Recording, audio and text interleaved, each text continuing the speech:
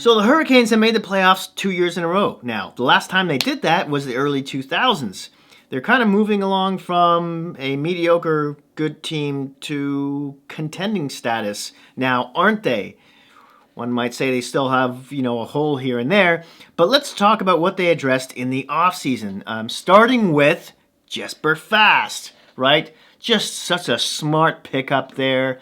They signed him to a 3-year deal worth $2 million per. Now he's 29, has a birthday in December, 6 foot 191 pounds from Sweden, right winger, if I can say that already. In 69 games with the Rangers last season, 12 goals, 29 points, plus 16. So he's not a big point guy, but he's a play driver. He plays with a lot of pace, is good defensively, and just fits into that Hurricane model really, really well. I could see him maybe playing alongside Jordan Staal on a checking line. There. In the playoffs, of course, he only played one game, almost, because he got laid out by his ex-teammate, Brady Shea, when the Hurricanes swept the Rangers. So moving on, let's talk about Joakim Ryan, who they signed to a 1-year deal worth $700,000. He's a depth defenseman. No, he's probably number 7 or 8 guy, really. 27 years old, from New Jersey, 5'11", 185 pounds. Last year he was with Los Angeles, but spent 2 years before that with San Jose. In 35 games for the Kings, 1 goal, 5 points, minus 10, but it was with the Kings, right? So you got to give him a bit of a break there, even though LA did do really well towards the end of the season. Next up, let's talk about Drew Shore. Depth piece. He's a centerman.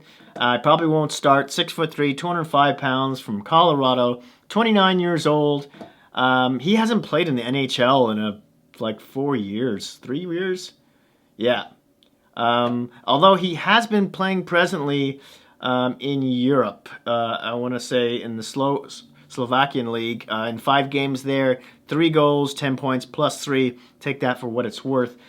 Last he was in the NHL was 2016-17 with the Canucks. He spent a couple of seasons with Calgary and with the Panthers as well, but really didn't play many games. Next, let's talk about Hayden Fleury. Now we're getting into the guys that they re-signed. Defenseman they signed him to 2 years to a $1.3 million contract. He's a left shot, but plays the right, can play both sides. He's 24, 6'3", 208 pounds. He's an up-and-comer, as Carolina fans will tell you. Played really good last year, especially into the playoffs when, when Pesce and Hamilton went down. He's going to grow with this team. In 45 games last season, 4 goals, 14 points, minus 2. In the playoffs, in 8 games, he had 2 goals, 2 points, was a plus 4. Pretty decent. I see him starting on the bottom pairing there probably with Gardner, I would imagine. Next, the other re-signee is Warren Foegele. The left winger is 24, 6'2", 198 pounds from Markham, Ontario. Now, they signed him to a 1-year deal worth $2.15 million, and he doubled his point output during the regular season. This being his roughly 3rd season in a row in the NHL. In 68 games, he had 13 goals and 30 points last season. He was a plus 9. In 8 playoff games, he had 1 goal, minus 1 point. It's pretty good. He's a bottom 6 guy, but I think he's got a higher offensive ceiling. I know they'd like to see him be a bit more physical on the ice, though. We all know Carolina needs some more depth offensively speaking, but maybe you'll see it come from him being one of them, besides the next guy I'm going to talk about in Morgan Geekie, who should be starting as the 4th line center. And I can see this guy moving up the lineup for sure. He also plays right wing. He's a right shot, 22 years old, 6'2", 168 pounds from Manitoba. And in only 2 games with the big club, he had 3 goals, 4 points, plus 3. In 8 playoff games, he had 1 point and was a minus 1. Held his own. In 55 AHL games, he had 22 goals, 42 points, minus 17. But his defense improved when he got to the NHL. sometimes that just happens, I guess, right? So I'm really excited to see how Geeky excels through this season. We'll see how that works out. Now I threw in some. If you haven't been able to tell already, I've gotten into some of the rookies who I think should make the team, and Geeky is pretty much ironclad. I think he's bumped Martinique out of that fourth line center spot. But let's move on. Let's talk about Dominic Bach. Now, he's 20 years old, 6'1", 176 pounds from Germany.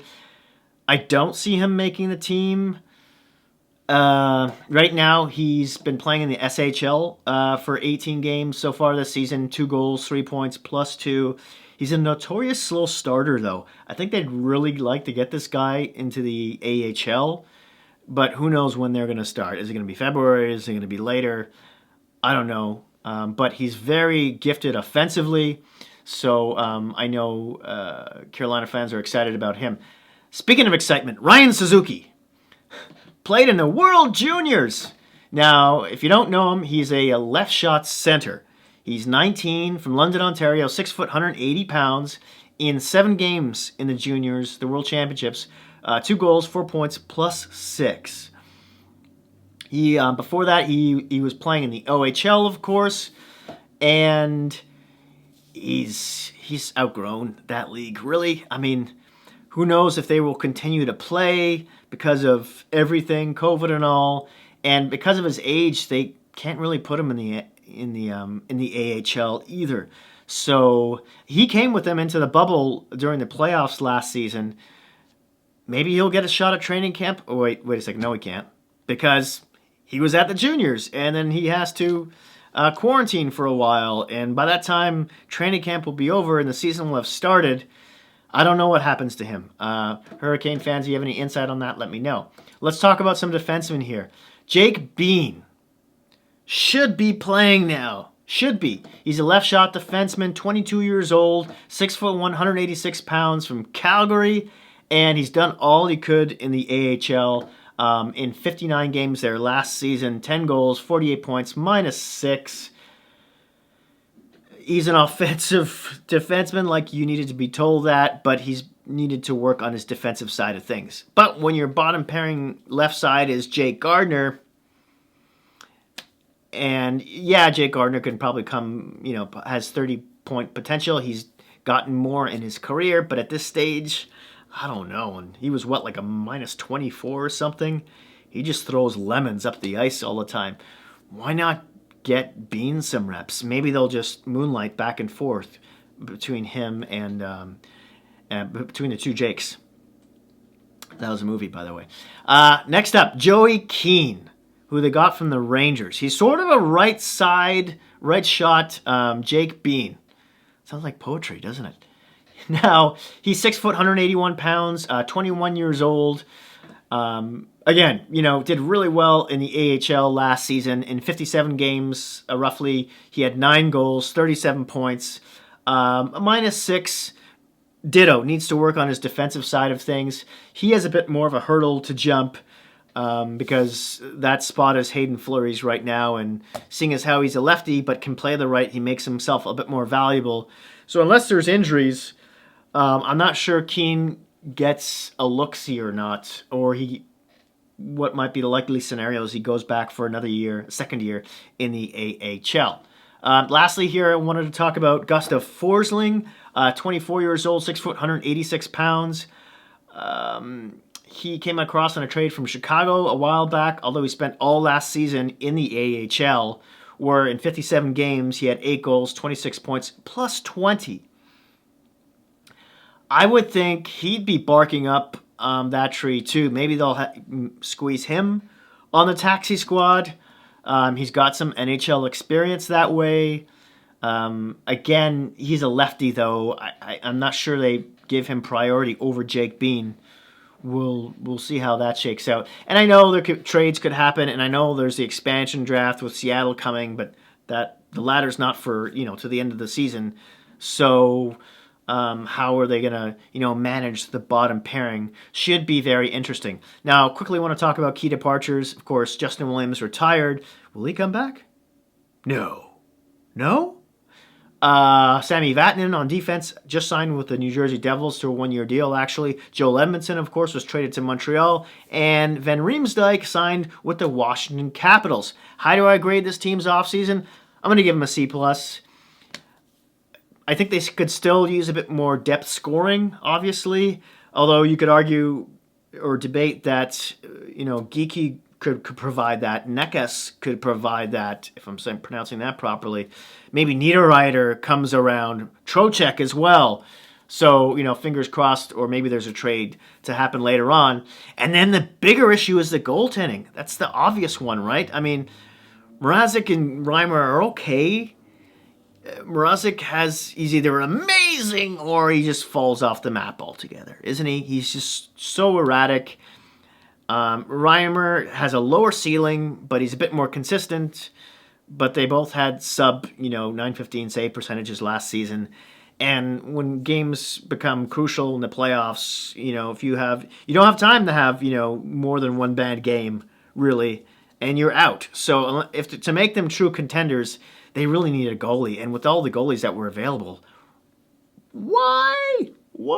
I know both these guys have 1 year left, but again, I don't know. Maybe there's a trade that's coming up. Who do I think the best acquisition here is? Jesper Fast. The sleeper here, I think, is Geeky. The dark horse, Fogel. Best bang for the buck's got to be Fleury. And don't forget about Jake Bean. I would love to hear from you Carolina fans, especially down in the comment section below, on how you would grade this team. And I just wanted to quickly mention that my buddy Andrew, who made the logo for my channel, just published a children's book named Murphy's Butt Goes Bananas. And he's having a contest on Instagram to give away a free book signed by his dog Murphy, whom the book is about. You can see that info in my description box below. Thanks again so much. Please be kind to each other out there. This will probably be my last off-season grade video. My apologies to everybody else. Columbus was on deck, but maybe I shouldn't have said that because that won't make Jacket fans happy. Sincerely, I'm sorry. I'll see you soon.